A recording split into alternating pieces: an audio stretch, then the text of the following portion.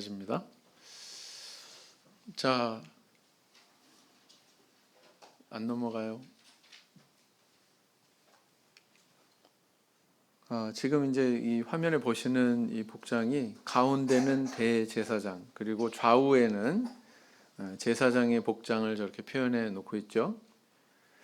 보니까 대제사장은 조금 일반 제사장과는 다르게 복식이 더 복잡하고 다양한 그런 치장물로 이루어져 있다라는 것을 알 수가 있죠.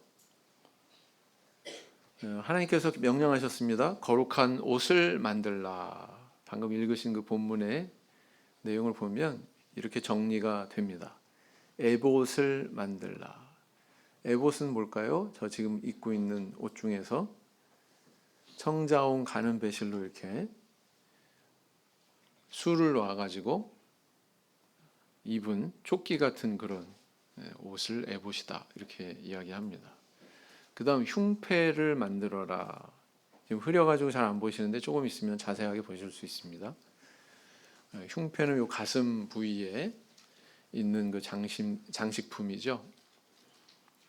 그 다음 겉옷을 만들어라. 아까 이제 영상에서 보셨을 때도 청색으로 되어 있는 그 옷이 대제사장이 입는 겉옷이었다라는 것입니다. 그 다음 반포 속옷을 만들라. 배 속옷. 마지막 장면에 나왔었죠. 마지막 장면에 그 속옷이 나왔었습니다. 그 다음 패를 만들어라. 패는 머리띠 같이 생긴 거, 아까 금색으로 되어 있는 머리띠 같이 생긴 것을 패라고 한다. 또 관을 만들어라. 여기서 관은 이제 모자를 얘기하는 거죠. 면류관 할 때 그 관, 한자로 그 관자를 써서 모자를 만들어라 이렇게 말씀을 하셨다. 그 다음 띠를 만들어라. 띠도 흐릿하게 보이시죠? 네. 이런 것들은 다 무엇을 상징하고 있을까? 우리에게 어떤 것을 보여주시려고 하나님께서 이렇게 명령하고 계시나? 뭐 이런 의문을 품어볼 수가 있습니다. 자, 그래서 이렇게 보시면 에봇의 식양입니다. 가운데 저렇게 하얗게 된 것은 흉패를 숨기기 위해서 이렇게 한 거예요. 제가 그 이외에 이렇게 알록달록하게 되어 있는 저 부분이 에봇이다.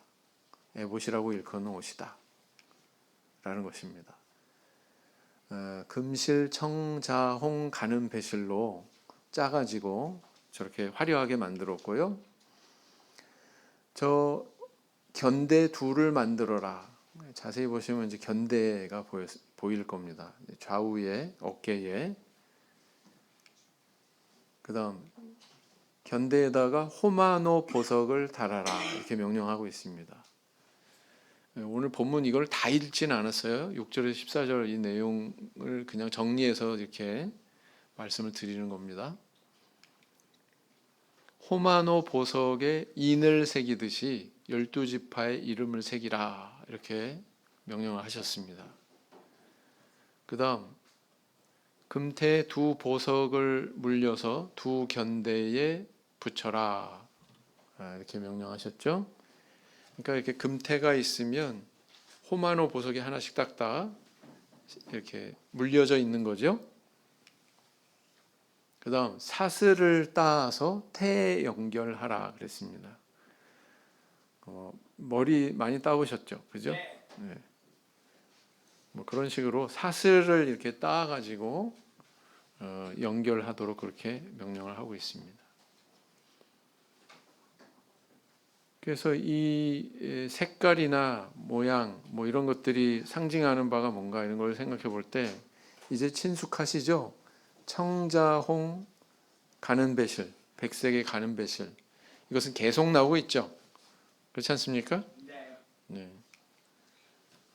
그래서 뜰문, 성소문, 휘장, 그다음 성소의 첫 덮개 이게 전부 다 이 재질로 만들어졌거든요.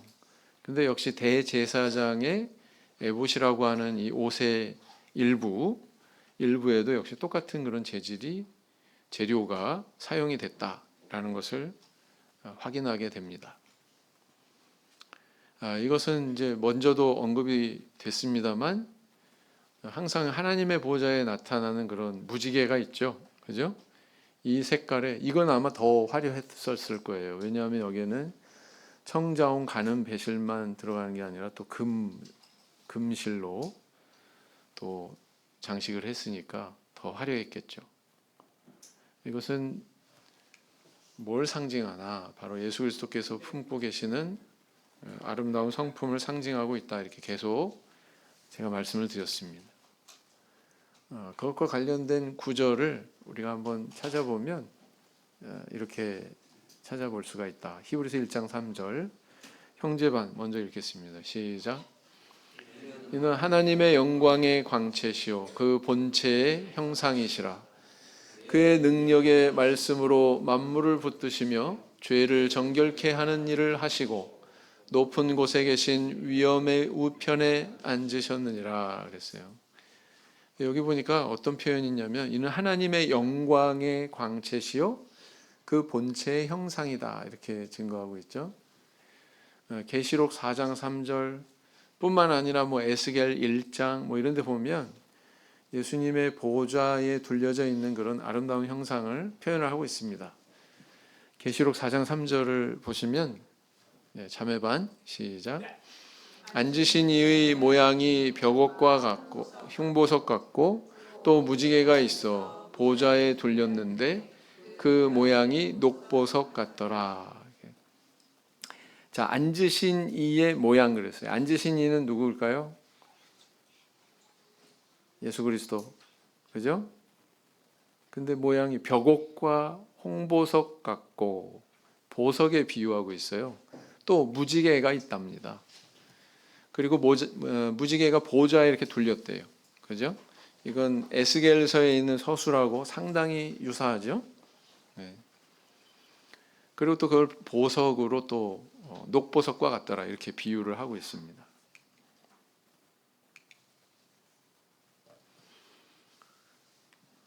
그 대제사장의 어깨에 올려진 견대에는 저렇게 호마노를 물린 그런 태가 있죠.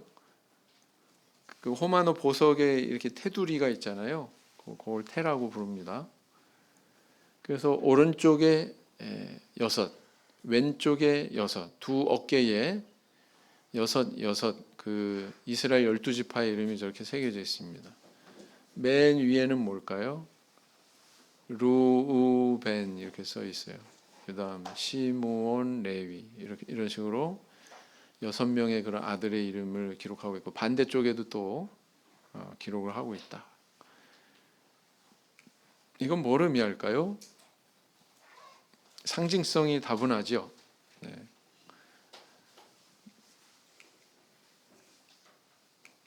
지금 제가 말씀드린 걸 이제 쭉 지금 기록을 하고 있는 거예요. 네. 12지파의 이름이 이렇게 대제사장의 견대에 좌우에 6씩 이렇게 기록이 된 것은 이 대제사장이 어떤 존재냐라는 것을 의미하고 있다. 어떤 존재냐? 이스라엘 12지파에 대한 어떤 책임을 다 짊어지고 있다. 이런 것을 상징하고 있다고 볼 수가 있습니다. 그래서 신약 시대에 이 대제사장은 결국 누구를 상징하고 있는 거예요? 예수 그리스도를 상징하고 있죠. 이건 제 말이 아니라 히브리서 기자가 그렇게 증거하고 있습니다.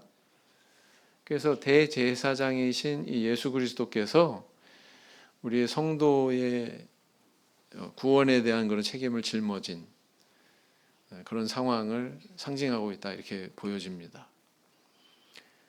이와 관련된 구절을 보면 이렇게 찾아볼 수가 있죠. 이사야 9장 6절을 보시겠습니다. 형제반 읽으시겠습니다. 시작. 이는 한 아기가 우리에게 낳고 한 아들을 우리에게 주신 바 되었는데 그 어깨에는 정사를 메었고 그 이름은 기묘자라 모사라 전능하신 하나님이라 영존하시는 아버지라 평강의 왕이라 할 것임이라 그랬어요.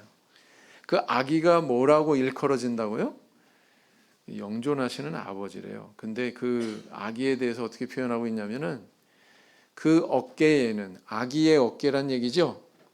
네. 이 아기는 누구예요? 누구에 대한 예언입니까?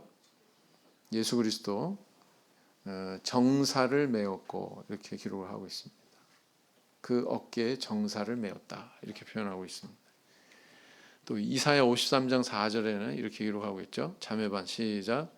그는 실로 우리의 질고를 지고 우리의 슬픔을 당하였거늘 우리는 생각하기를 그는 징벌을 받아서 하나님에게 맞으며 고난을 당한다 하였노라 그랬단 말이에요. 여기 주목해 볼 표현이 우리의 질고를 지고 우리의 슬픔을 당하였거늘 이렇게 표현하고 있단 말이에요. 네. 그래서 이 대제사장의 좌우의 견대에 12지파의 이름이 있는 것과 상당히 그 연관이 있는 그런 상징적인 의미를 보여주고 있다 이렇게 볼 수가 있습니다. 마태복음 8장 17절 다 같이 읽겠습니다. 시작. 이는 선지자 이사야로 하신 말씀에 우리 연약한 것을 친히 담당하시고 병을 짊어지셨도다 함을 이루려 하심이더라.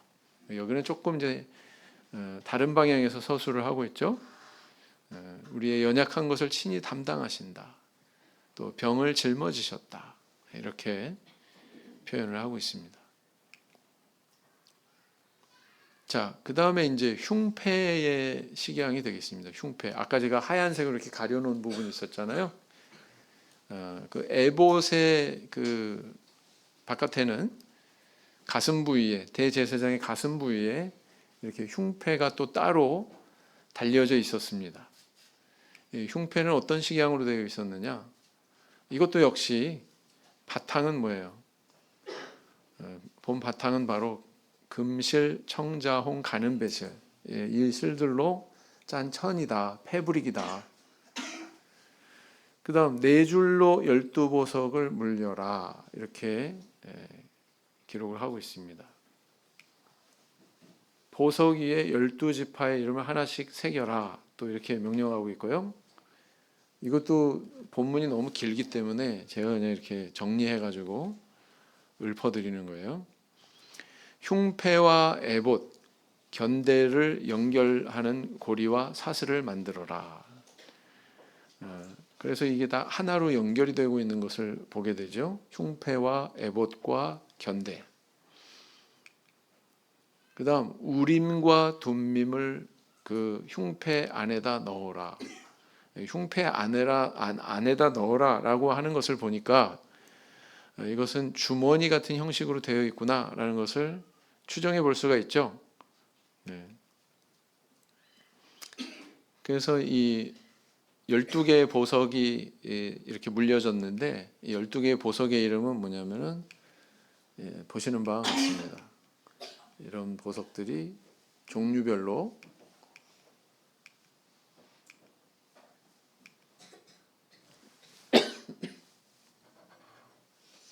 이렇게 물려져 있었다.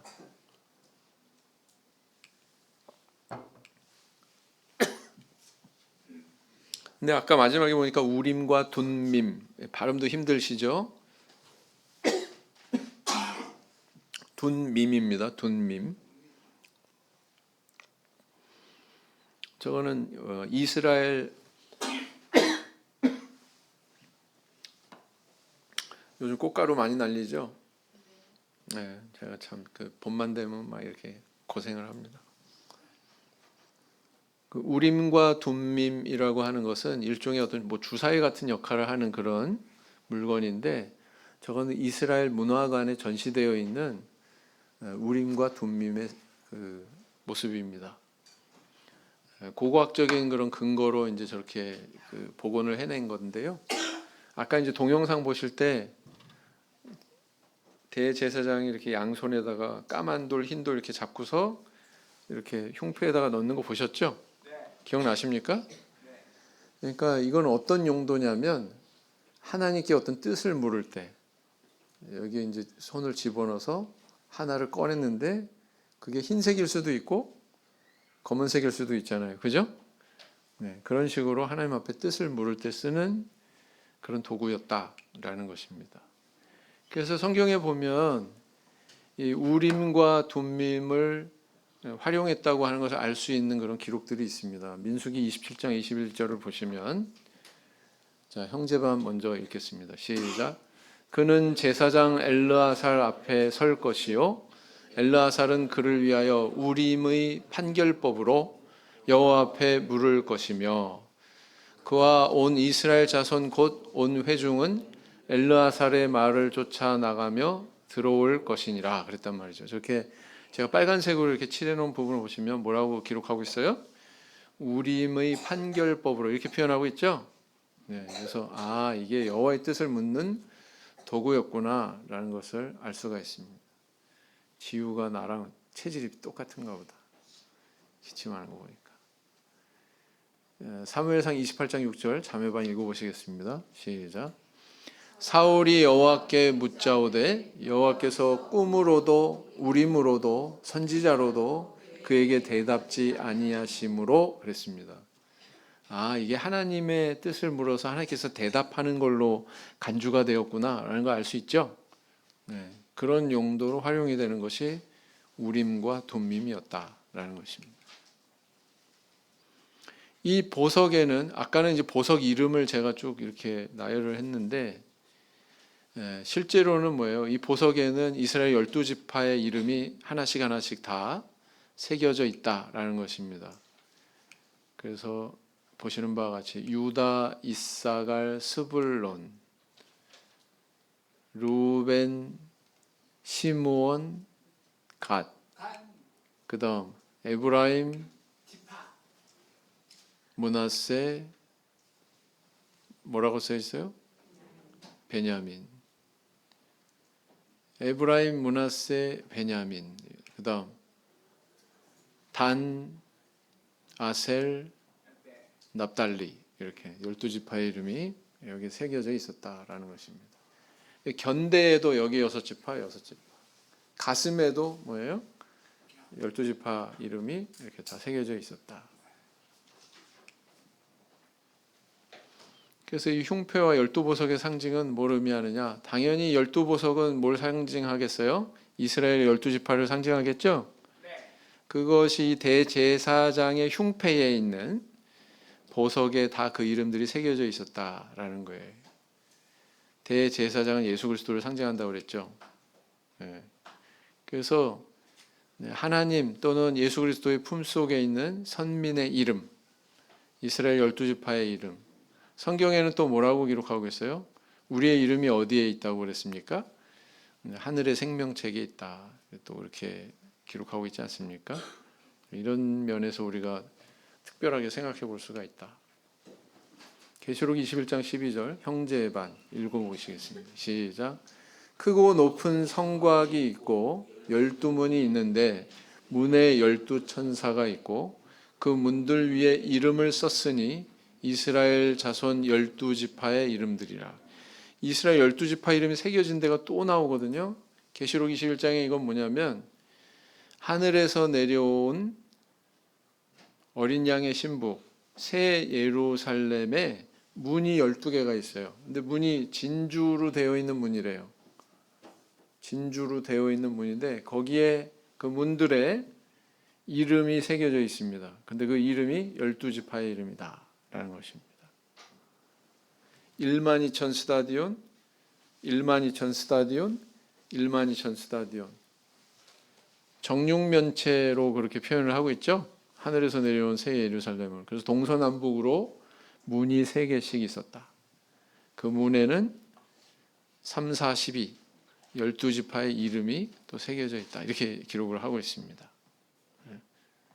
계시록 3장 5절 말씀 자매반 읽어보시겠습니다. 시작. 이기는 자는 이와 같이 흰옷을 입을 것이요 내가 그 이름을 생명책에서 반드시 흐리지 아니하고 그 이름을 내 아버지 앞과 그 천사들 앞에서 시인하리라 그랬습니다. 이기는 자는 또는 깨닫는 자는 이와 같이 그 이름을 생명책에 농명하시겠다 이렇게 말씀하고 계시거든요. 우리 성도님들 다 확신하시죠? 네, 우리 성도님들 다 그 이름이 하나님의 품속에 또는 하늘의 생명책에 새 예루살렘의 문에 다 기록이 되어 있다고 믿으시는 우리 성도님들 되시기 바랍니다. 네. 자, 그리고 이제 대제사장의 복식 가운데 겉옷이 있어요. 저거는 이제 머리 쪽하고 다리 쪽만 제가 잘라가지고 중간은 다 생략하고 저렇게 이제 편집을 해놓은 건데요.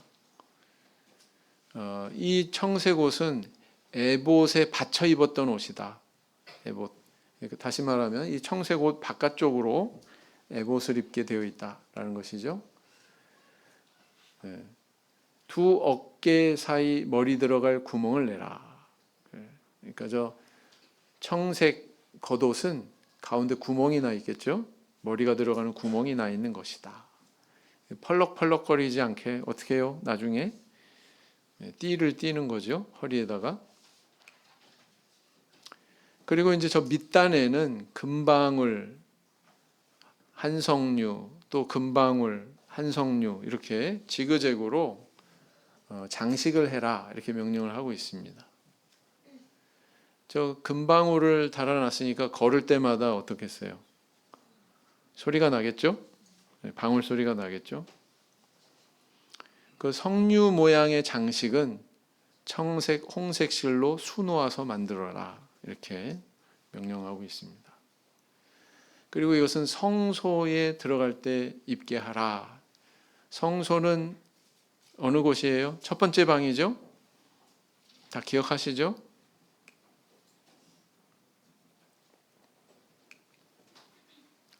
그래서 이 청색 겉옷의 상징은 뭘까요? 하나님께 예배드리고자 성소에 나아가는 자는 겉옷을 입어야 했듯이 하나님께 예배의 삶을 사는 성도는 성소는 어떤 곳이었다고 그랬어요? 예배처다.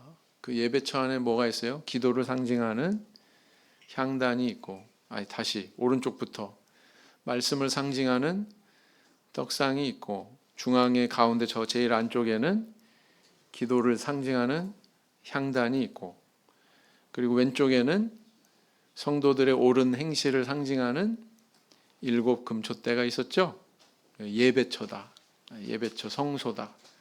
그곳에 들어갈 때 입는 옷이 바로 청색 겉옷이다라는 것입니다. 그래서 이것은 바로 예수 그리스도로 옷 입어야 되는 성도의 그런 모습을 상징하고 있다. 이렇게 볼 수가 있습니다. 마태복음 22장 11절에서 12절 이런 말씀도 있죠. 형제반 읽겠습니다. 시작.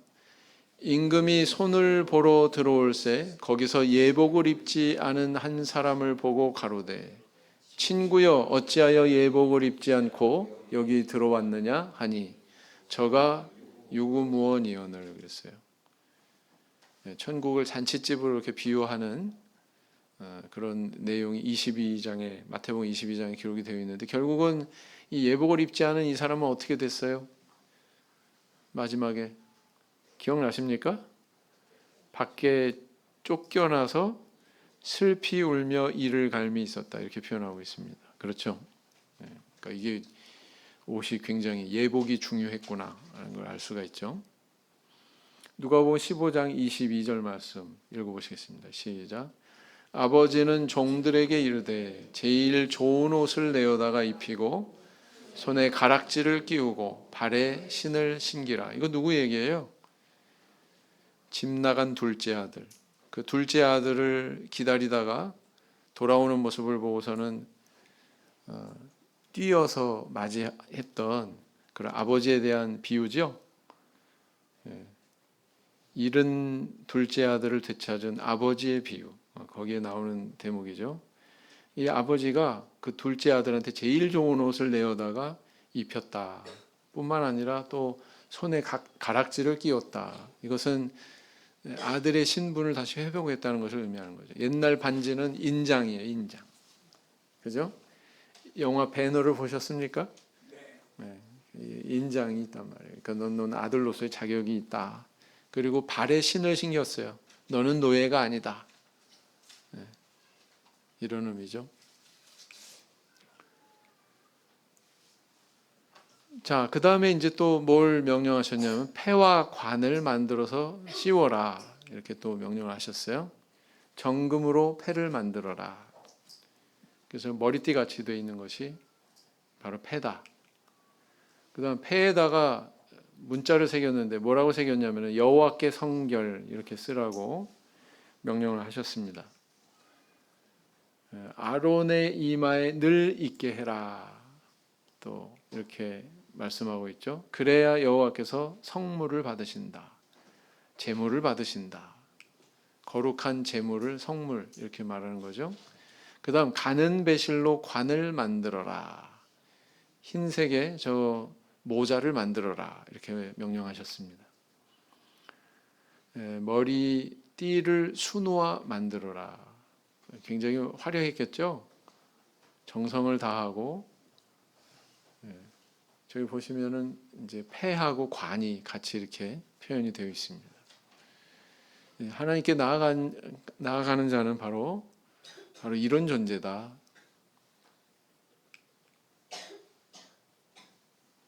이 패와 관의 상징은 어떤 걸 이야기하고 있습니까? 이렇게 하나님 앞에 나아가는 자는 성결해야 된다라는 것을 교훈하고 있습니다. 아니 목자님, 대제사장은 예수 그리스도시잖아요. 근데 또 왜 우리와 연관시켜서 이야기하세요? 그렇게 질문하시는 분 없으시겠죠? 네. 예수님의 권세가 내 권세가 되고, 그죠? 내가 바로 그분과 동일시되는 그런 내용들을 성경에서 기록을 하고 있습니다. 이 패가 있어야 하나님께서 제사를 연락하신 것처럼 우리 성도들은 하나님 앞에 성결해야 된다. 그래야 우리 하나님께서 우리 제사를 연락해 주신다라는 것입니다. 레위기 22장 19절에서 20절 말씀 형제반 읽어보시겠습니다. 시작. 연락되도록 소나 양이나 염소의 흠없는 수컷으로 드릴지니 무릇 흠 있는 것을 너희는 드리지 말 것은 그것이 연락되지 못할 것임이니라. 그랬단 말이에요. 고린도후서 7장 1절 자매반 시작. 그런즉 사랑하는 자들아 이 약속을 가진 우리가 하나님을 두려워하는 가운데서 거룩함을 온전히 이루어 육과 영의 온갖 더러운 것에서 자신을 깨끗게 하자. 이렇게 바울 사도가 권면하고 있죠. 그 다음에 이제 속옷과 고의에 대한 그런 서술이 나와 있는데요. 이거는 출애굽기 28장 40절에서 43절까지 있습니다.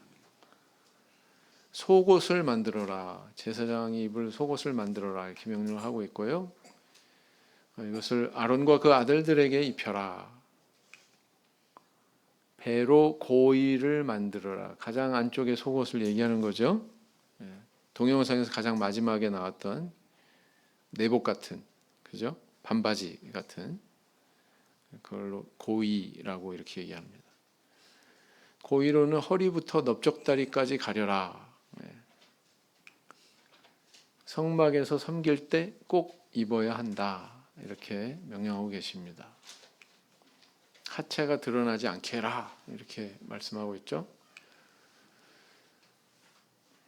성소에 들어갈 때 이 제사장이 수치를 가리기 위해서 이 속옷을 입어야 했던 것처럼 성도는 하나님 나라에 들어가려면 수치를 가릴 옷을 입어야 된다. 이런 메시지를 담고 있다. 이렇게 볼 수가 있습니다. 계시록 3장 18절 형제반 시작. 내가 너를 권하노니 내게서 불로 연단한 금을 사서 부요하게 하고 흰 옷을 사서 입어 벌거벗은 수치를 보이지 않게 하고 안약을 사서 눈에 발라 보게 하라. 계시록 16장 15절 자매반 읽겠습니다. 보라 내가 도적같이 오리니 누구든지 깨어 자기 옷을 지켜 벌거벗고 다니지 아니하며 자기의 부끄러움을 보이지 아니하는 자가 복이 있도다. 그래서 이 대제사장의 이런 복장에 대해서 성경은 굉장히 자세하게 기록을 하고 있는데 이 안에 굉장히 상징적인 뜻이 있단 말이에요. 근데 이제 이게 해석하는 데 있어서 확정적으로 이것이다 뭐 이렇게 이야기하기가 참 모호한 점이 있습니다. 여러분, 성막 자체가 뭐라고 그랬어요? 그림자라고 그랬죠? 히브리서 기자가 이야기하기를 이건 하늘에 있는 것들의 모형이다 이렇게 얘기하고 있습니다. 근데 하늘에 있는 것들의 모형이기 때문에 그 표현이 좀 미흡할 수 있어요. 차원이 좀 다를 수 있어요. 모자랄 수가 있어요. 그렇죠? 그러니까 그런 것들을 유념하고서 봐야 된다라는 것이죠. 대제사장의 이와 같은 여러 가지 복장에는 예수 그리스도께서 갖추신 어떤 그런 영적인 자격, 예수 그리스도께서 품고 계시는 아름다운 성품, 또 그분께서 이루시는 구원의 사역, 이런 것들을 상징하고 있다 이렇게 볼 수가 있습니다. 그리고 동시에 또 성도들도 주님처럼 이런 거룩하고 아름다운 모습을, 영적으로 거룩하고 아름다운 모습을 갖추어야 된다. 이런 것들을 우리에게 교훈하고 있다 이렇게 볼 수가 있습니다. 아까도 얘기했지만 예수 그리스도와 우리가 동일시되는 거죠. 예수님 몸이 성전이라고 그랬지만 고린도전서 3장 16절에서는 또 성도인 우리가 성전이라고 그랬잖아요. 맞죠? 네. 옛날에 그 스마트폰이 없던 시절에 아동반들은 이런 거 가지고 놀았습니다. 그렇죠? 네? 옷 입히기 하면서. 이게 뭐예요? 에봇. 그 다음 뭐예요? 띠. 그 다음 뭐예요? 흉패. 그 다음 이거 뭐예요? 관. 이건 뭡니까? 패. 패에는 뭐라고 써 있다고요? 여호와께 성결. 저 맨 왼쪽에는 고의를 입고 있죠. 그죠? 그 다음 세마포 속옷에다가 또 띠에다가 청색 겉옷 그 위에 저는 여러 가지 장식한 것들을 갖춰 입었다. 이게 대제사장의 복장이다. 계시록 19장 8절 형제반 읽겠습니다. 시작. 그에게 허락하사 빛나고 깨끗한 세마포를 입게 하셨은즉 이 세마포는 성도들의 옳은 행실이로다 하더라 그랬단 말이에요. 이 세마포가 뭐라고요? 성도들의 옳은 행실이다. 옳은 행실을 상징하고 있다. 때로는 이렇게 성경에서 A는 B다 뭐 이렇게 명확하게 해석하는 경우도 덜어 있다. 그러나 해석하지 않는 경우도 있다. 간접적으로 유추하고 추정할 수밖에 없는 경우도 있다. 골로새 3장 12절 자매반 시작. 그러므로 너희는 하나님의 택하신 거룩하고 사랑하신 자처럼 긍휼과 자비와 겸손과 온유와 오래 참음을 옷 입고, 여러분 이런 것들이 옷 입는 거예요? 근데 옷 입는 걸로 표현하고 있어요. 이런 것들은 우리 영혼의 내적인 형상이잖아요. 성품이잖아요. 성격이잖아요. 근데 그런 것들을 갖춰라 뭐 이런 뜻으로 뭐라고 표현하냐면 옷 입고 이렇게 표현하고 있습니다. 이걸 유념해서 볼 수가 있죠. 이런 사실을. 그 다음에 이제 오늘 두 번째 주제인 성막에서 드려진 제물에 대한 그런 교훈입니다. 제물. 자, 성막에서 드려진 5가지 제사가 있습니다. 이것도 이제 우리가 부가적으로 좀 익혀보면 레위기서에 보면 이제 쭉 이 5가지 제사에 대해서 순서대로 서술을 하고 있는데 가장 먼저 나오는 게 뭐예요? 번제, 그죠? 번제의 특징은 뭐예요? 제물 전부를 다 부정한 것만 딱 빼고는 나머지는 다 불살라서 하나님 앞에 드리는 제사, 완전히 온전히 다 살라서 드리는 제사, 번제다. 그 다음 또 어떤 제사가 나오면 소제가 나옵니다. 소제는 뭐예요? 곡식 가루로 드리는 제사. 그래서 이건 부가적이다. 부가적이라는 뜻은 뭐냐면은 번제 드릴 때 이 소제도 같이. 뭐 속죄제 드릴 때 뭐 이 소제도 같이 뭐 이런 식으로 부가적으로 드리는 제사다. 그다음 화목제라고 하는 제사가 있죠. 이 화목제의 특징은 뭐예요? 이 제물을 남겨서 제사장 그다음 또 이렇게 제사 드리는 헌납자가 같이 그 제물의 일부를 먹죠. 그죠? 그런 제사가 바로 화목제다. 속죄제는 어떤 제사예요? 범죄에 대해서 내가 죄를 속하기 위해서 죄값을 치르기 위해서 드리는 제사가 속죄제고, 속건제는 뭐냐면은 여호와의 성물에 대해서 범과했을 때 뭔가 이렇게 율법에서 이렇게 하면 된다, 저렇게 하면 안 된다 이렇게 규정하고 있는데 자칫 실수할 수 있잖아요. 그런 실수가 있었을 때에 드리는 제사, 속건제라고 그랬다. 자, 이렇게 하나님 앞에 그 5가지 제사가 있는데 이 제사를 드리기에 합당한 제물의 조건이 있었습니다. 제물의 조건은 뭐예요? 되새김질하는 동물일 것. 그다음 굽이 갈라져서 쪽발인 동물일 것. 그다음 신체적인 장애나 결함이 없을 것. 하나님이 정하신 이런 조건을 만족하는 동물은 딱 정해져 있었습니다. 소, 양, 염소, 비둘기, 그다음 곡식 가루 이런 것들이죠. 다시 정리하시면 소, 양, 염소, 비둘기, 그다음 뭐라고요? 곡식 가루. 이 서술의 순서가 어떤 것 같아요?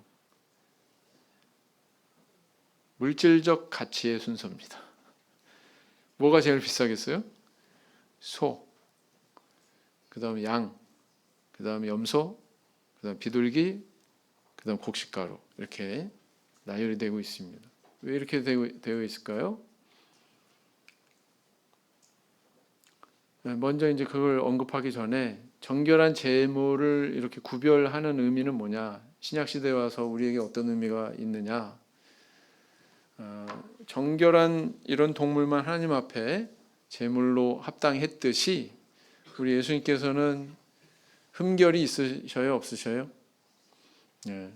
우리 예수님은 정결하신 분이다. 아무런 흠결이 없으신 분이다. 그걸 상징하고 있다라는 것입니다. 그런데 히브리서 기자는 뭐라고 그러냐면은 더 좋은 제물로 할지니라. 그 더 좋은 제물이란 바로 누구를 가리키는 거예요?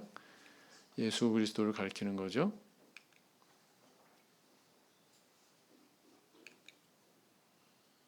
갈라디아서 1장 4절 형제반 시작. 그리스도께서 하나님 곧 우리 아버지의 뜻을 따라 이 악한 세대에서 우리를 건지시려고 우리 죄를 위하여 자기 몸을 들이셨으니 그랬어요. 베드로전서 1장 19절 시작. 오직 흠없고 점없는 어린 양 같은 그리스도의 보배로운 피로 한 것이니라 그랬단 말이죠. 우리를 죄에서 구속하신 것은 바로 이 예수 그리스도의 보배로운 피로 된 것이다. 이렇게 증거하고 있습니다. 자, 그러면 레위기서에 어떻게 기록하고 있습니까? 1장 2절 형제반 시작. 이스라엘 자손에게 고하여 이르라. 너희 중에 누구든지 여호와께 예물을 드리려거든 생축 중에서 소나 양으로 예물을 드릴지니라 그랬어요. 히브리서 9장 23절에 어떻게 기록하고 있다고요? 자매반. 그러므로 하늘에 있는 것들의 모형은 이런 것들로서 정결케 할 필요가 있었으나 하늘에 있는 그것들은 이런 것들보다 더 좋은 제물로 할지니라. 그 제물이 바로 누구라는 거예요? 예수 그리스도. 이후에 나옵니다. 자, 근데 이렇게 제물이 다양해요. 소, 양, 염소, 비둘기, 그도 아니면 곡식가루. 이렇게 다양한데 이건 도대체 뭘 의미하나? 하나님께서는 부자나 가난한 자나 다 제사 드릴 수 있도록 이렇게 배려하셨다는 걸 알 수가 있습니다. 그렇죠?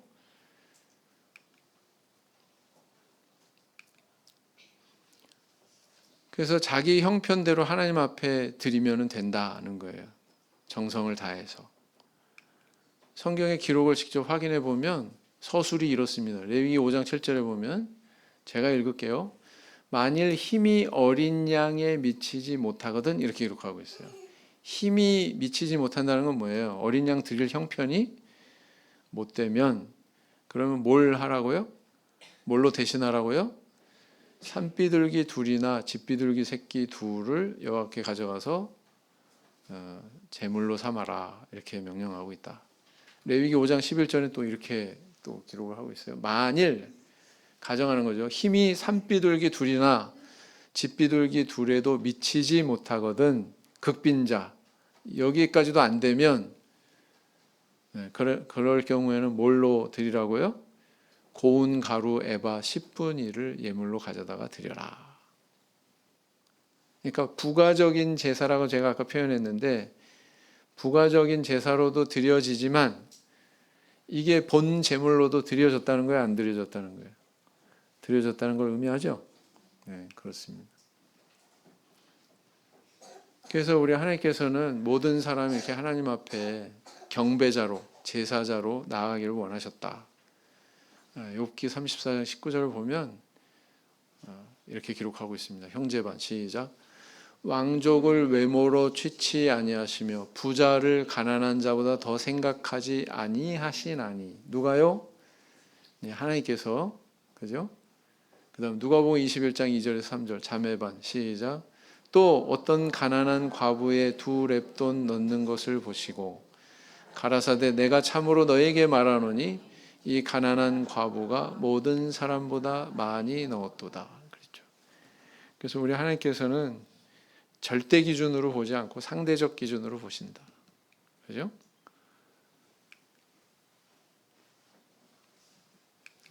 지나가겠습니다.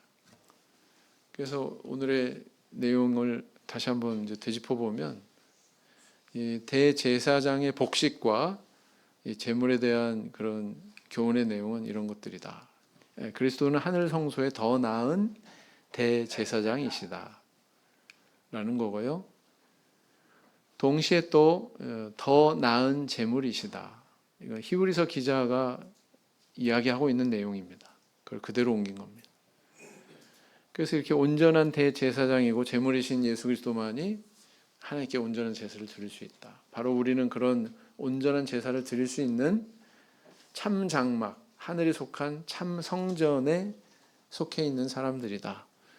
다 성령 받으셨죠? 네. 성령 받으신 분은 내 속에 그 하나님의 성전이 구현이 되어 있다. 이렇게 생각하시면 될 겁니다. 오늘은 여기까지 살펴봤습니다. 묵상기도 하시겠습니다.